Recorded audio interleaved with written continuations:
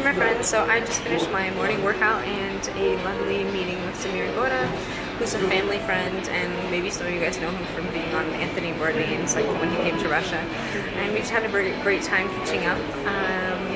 I am gonna today go to the premiere of Matilda, which is a huge, it's a highly controversial movie that just came out, and it's about Matilda Kaczynska, who's a famous ballerina and was supposedly the mistress of Nikolai II.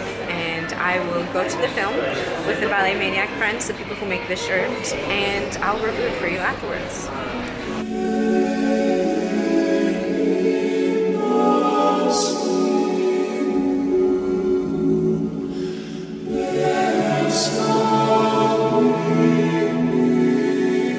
Запретное дело. Смотрим Матильда. Балет Maniac. We saw it, and I'm kind of in shock because it's like so historically inaccurate. Like this. I mean, oh my God, where do I start? Hello, Prima friends. I just got back from the premiere of Matilda, and there's a woman selling things in the underpass. And I thought I might pick up a few souvenirs for some people in the States because she makes it with her own hands, and they're way cheaper than going to like a souvenir market. But I always try to bring some of my friends back some things.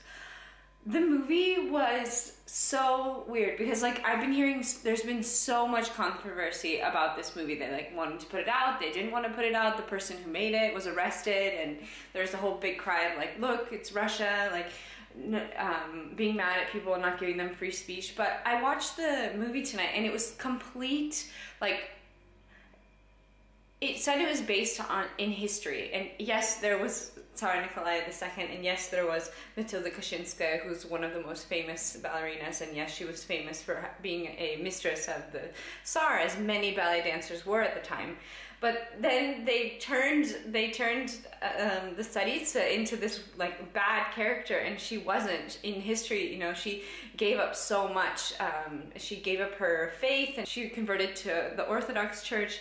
And then, if you know Russian history, you know that this family was then killed and shot, and because of that, we have the October Revolution, we have all of the things that led to the Soviet Union. So I mean, it was so completely twisted around that I couldn't get behind it. I mean, it was great that they were making a movie kind of about ballet, but once again, I mean, the only word it seems that Hollywood knows is like fouette, and of course, you know, she like did 2 fouettes and her like shoes are bleeding, and I mean, and then like if we're getting like, wow, you know, why would somebody in 1898 be wearing a Geinerminden? I mean, it's just like, but it was a beautiful historical film if you love like Russian old costumes, and you know, it was beautifully shot.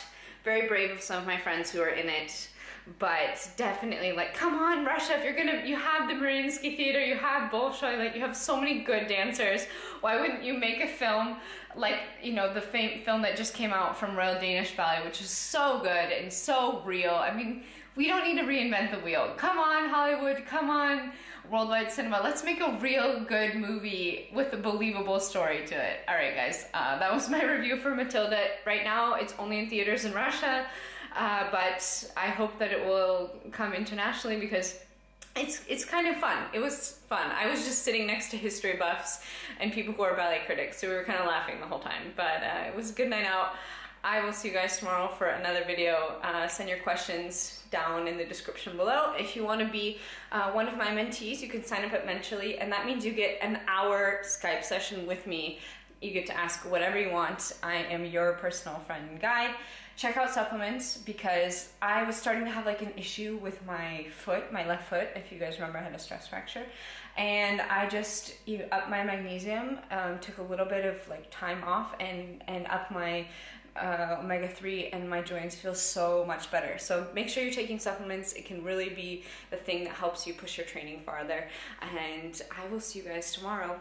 Bye! Yes, oh my god, guys, I'm obsessed with Duolingo. I'm currently studying Turkish, French, Spanish, Japanese, and Korean. Oh, and Danish on Duolingo. It's a fun time. Find me, join me. Love you guys.